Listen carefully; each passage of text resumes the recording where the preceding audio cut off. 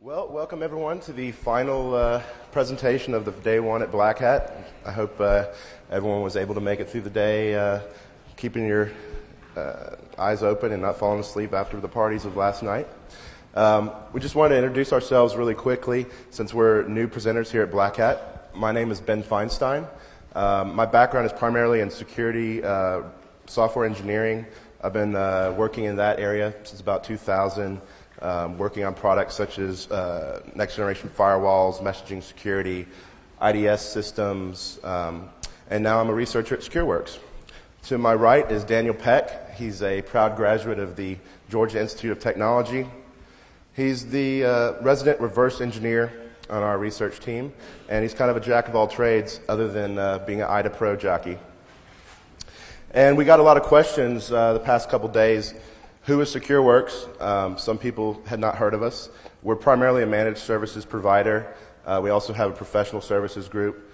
We specialize in network IPS and IDS, vulnerability assessment, log analysis and monitoring, and firewall monitoring. So our talk today is about malicious JavaScript. And we may not need to ask this question, why should you care, after several of the talks today, but we're going to answer it anyway. JavaScript is now used today by a lot of Trojan downloaders. As you've seen today, it can be used in browser exploitation. Some new attacks involve information leakage. They'll grab your browser history. They can grab cookies using scripting on the browser.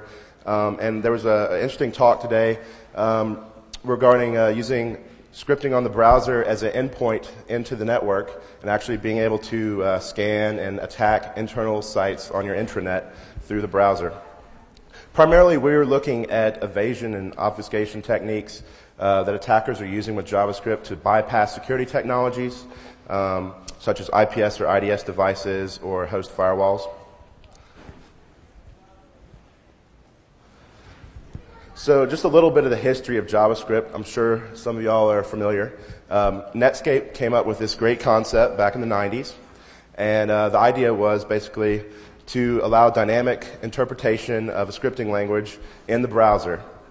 Some of this was animated cursors. Some of this was just more rich interaction with the browser. There's been a various number of incantations of JavaScript. There was the original Netscape JavaScript. Microsoft came out with JScript as that gained popularity, and now it's been standardized as EMCA script. But we'll just use the term JavaScript interchangeably to refer to this technology. And contrary to popular belief, the document object is not really a part of the standardized JavaScript. A lot of the more advanced techniques, as you saw in the talk in this room just before, using AJAX kind of communications, those are really browser extensions to the core JavaScript language. And why this creates such a problem for the security world is really, this is blurring the line once again between data and code. We're going to talk more about what we mean when we say that, but essentially the data is interpreted code. It's hitting your browser. It's being interpreted. It's changing things in your environment. However, to a security device in line, it's typically inspected as if it was just simply data. So feature and functionality bloat. We've all seen JavaScript expand quite a bit in the last couple of years. Things have expanded, websites have become more dynamic. You have sites like YouTube, MySpace, etc., with just JavaScript everywhere. So the biggest thing about this is AJAX has really led to a lot of the bloat. People discovered that they could be more dynamic, get more interaction, not have to hit that refresh button constantly. And users really like that. It adds a lot more seamless and lets it be a real web application instead of just a web page. The XML HTTP request was the first kind of incarnation of this where things came about, got going with it. It's used extensively now. You see it in Gmail, all the Google apps. More websites are out there every day. But the problem with it is more features, more attack surface. And not only that, is that most of the time vulnerabilities occur at the edges of functionality.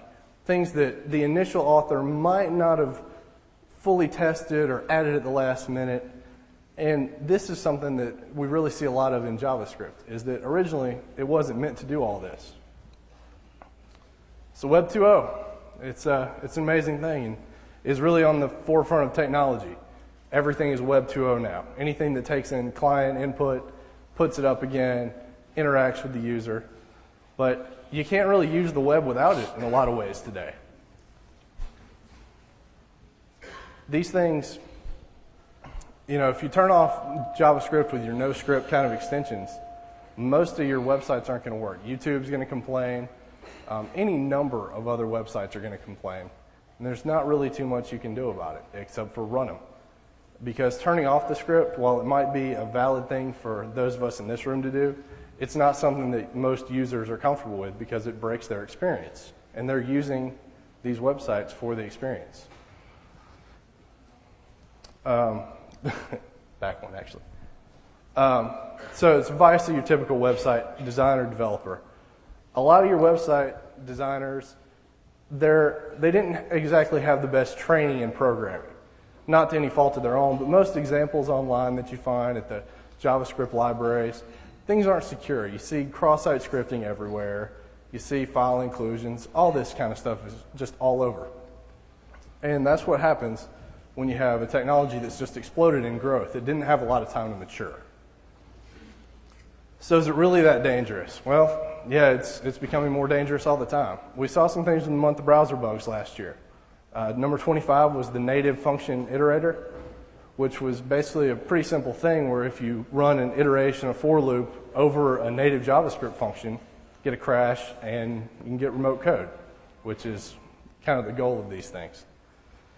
Another thing, we saw a good example of other ways that JavaScript is used in malicious efforts was month of browser bugs number 8, which went through tons and tons of iterations, 65,000 times.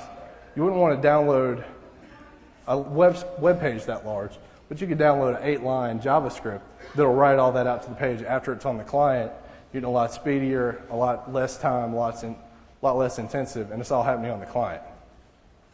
Some more advancements we're seeing is the GNU Citizen Group has put out their attack API, which I'll be honest, I haven't had a whole lot of experience with, but from what I've seen, it's very extensive and really gives you a great framework for exploiting JavaScript and various other kinds of technologies on the web. So this is only going to become a bigger and bigger problem. Other things we've seen, I know it was talked about today in Mr. Kaminsky's talk about using the browser to gain access to internal networks and sending stuff back through Flash and other mechanisms. And we've seen that last year also with the guys at SPY doing the pen test from outside the network, being able to run Nmap basically through JavaScript, and the same with Jeremiah Grossman. A lot of these ideas came about at the same time. It's also used extensively in cross-site scripting, like I said. Everyone should be familiar with this. It's the seemingly ubiquitous vulnerability. New products are coming out with more and more cross-site scripting vulnerabilities than the security community can find. You can't keep up. And they're everywhere, and they're just getting more and more dangerous. What used to be just a simple trick that you could make an alert pop up and say, hello world or something, or my first exploit, now you can really start to do some damage with some of this JavaScript, especially when you're sticking Ajax into it. Persistent cross-site scripting where you're having stuff that's going to stay there and keep on exploiting people. And I know Billy just got done doing a talk involving a lot of those things, and it's only getting worse. You're seeing a lot more of it at conferences like this. Another thing recently, to give an example, was the eBay seller ratings. And it was a pretty simple little cross-site scripting hack that allowed the seller to show that he was a power seller, had thousands of positive ratings, positive transactions. And that might not seem like a big deal to you and me, again, but to grandma or mom, it might be an issue. They're going to trust somebody a lot more with this power seller rating that eBay has ranked them than with no feedback or negative feedback. You can get in a lot of traps and start losing some real currency and hard work. And also the numerous address bar spoofing that we see in phishing things. There's been so many vulnerabilities that involve being able to do that it would waste a lot of time to count them all off. But they're very common and very easy to do. Some other postmortems. The Super Bowl 40 Dolphin Stadium website got hacked, had a Trojan downloader, keylogger. It was a pretty simple iframe injection. The server was compromised, had an iframe on the front page, which downloaded some malicious JavaScript, and then attempted to run a couple of exploits against Microsoft products that had already been patched, but due to the patch consistency of most users, was still fairly effective, though there were some problems in the exploit, and it wasn't as successful as it could have been given the circumstances. Another thing, speaking of blurring the line between data and code, is we've seen that QuickTime movies can have JavaScript embedded in them. You don't know what's data and what's code anymore, because you're downloading these things and running it, and what you would originally think is just a simple media file of, a video that your aunt sent you or something, is now can be malicious code. Same with Shockwave Flash. We've now seen the inner platform effect, because we have Flash running on the browser, running on the OS, and you got a network stack all the way down. That's going to cause a lot of problems in the future. And we're starting to see it pop up more now as people start to experiment with the network stack in Flash, because not a lot's been done there. It's a very ripe area for exploitation. And we're going to see it happen more and more. Earlier in the year, we saw the Adobe PDF cross-site scripting, which was trivial to exploit and affected everything. Because who doesn't use PDFs or Adobe PDF Reader? It's a near ubiquitous piece of software and installed everywhere. So those are just a few examples of what's really going on in the world these days. So now we're going to move into talking about some of the ways these are actually done in the real world, some of the evasion and obfuscation techniques employed. Just to kind of review some of these techniques that we see in the wild and that are frequently used, one of the most simple evasion and obfuscation techniques is basically, we call it white space randomization or comment randomization. And the reason this is so effective is because a lot of security appliances are looking at a byte stream on the wire and are trying to make decisions about the intention of that traffic from just simply looking at that on-the-wire network footprint. Well, you can imagine a JavaScript says, simply prints out the message, hello world. Well, you could add random comments throughout that script. You could use white space between the operators in that script, and that's going to completely change the byte stream on the wire that signature-based network appliances may be looking for. Another simple technique is string encoding or unencoding. This is not just specific to JavaScript, obviously, but in a lot of these malicious JavaScripts, you will see frequently use of encoded characters, Unicode, unusual Unicode encodings. Also, you frequently see the use of the character function, or I believe it's CHR function, to pass ASCII values and then have them converted dynamically in the script into their ASCII character equivalents. And the examples we put up really just barely touch the surface of some of these encodings. Some recent vulnerabilities have used wide Unicode or extended Unicode code pages, and there's actually ways to encode the ASCII character set in a whole variety of ways. And with the internationalization of all the software, there's much Unicode support, and a lot of security mechanisms don't handle it quite right. So you can get your attacks through these devices by using unusual Unicode encodings that are happily decoded on the end application or the end server.